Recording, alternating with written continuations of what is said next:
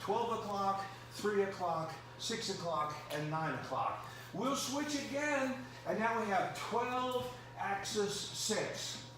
12 axis 6. 6, 12.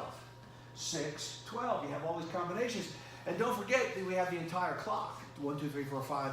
Basic training, 4 corners of the clock. Advanced training, all the numbers of the clock if you need to do them. So then we had a thrust. Now we have to have a hook. Here's a hooking slash from 12 o'clock. A hooking slash from 3 o'clock. A hooking slash from 6 o'clock. And a hooking slash from 9 o'clock. And the facility of this bayonet on the end really brings out the knife. You know, that hook from here, this is sharp from here to here, that hook from here, and so on. You know, so then we have what some of you have heard me talk about before, the Biddle thrust, which is Colonel Anthony Drexel Biddle invented this for the Marine Corps years ago. And let me see how I can measure this for you. If I'm here, that's as far as I can reach, this blue line right here. So that's as far as my thrust. So Biddle then added this. He added the Biddle thrust.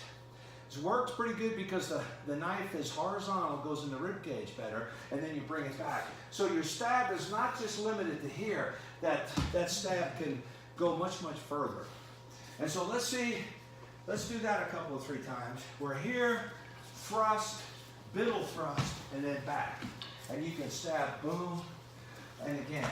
And that's just, you know, poking somebody in the face, the mouth, the throat, the stomach. Let's switch sides so we can see what that looks like with the left hand side.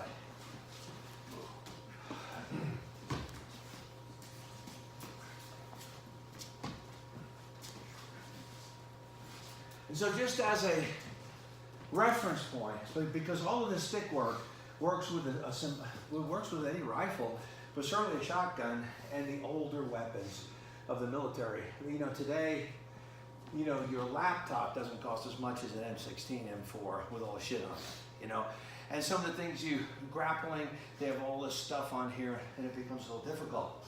But we'll take a look at, let's see what now we'll use the stock of the weapon. And these are great definitions for remembering, okay, that's this part closer to me. I did want to say though about the trigger finger in this relationship. And so 9 out of 10 people are right-handed.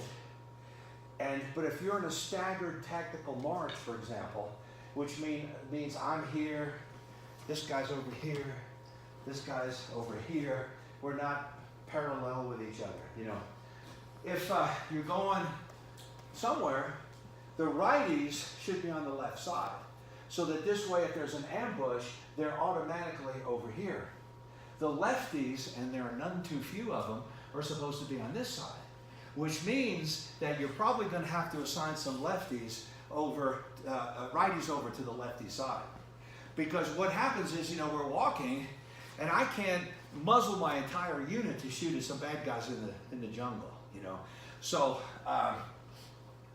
this is just something to think about when you're holding the stick, and if it relates to the rifle, trigger finger. Where's the trigger finger on what you're doing? It makes it right side forward, left side forward. And what I was trying to say about the jab is you get a sport message about the jab.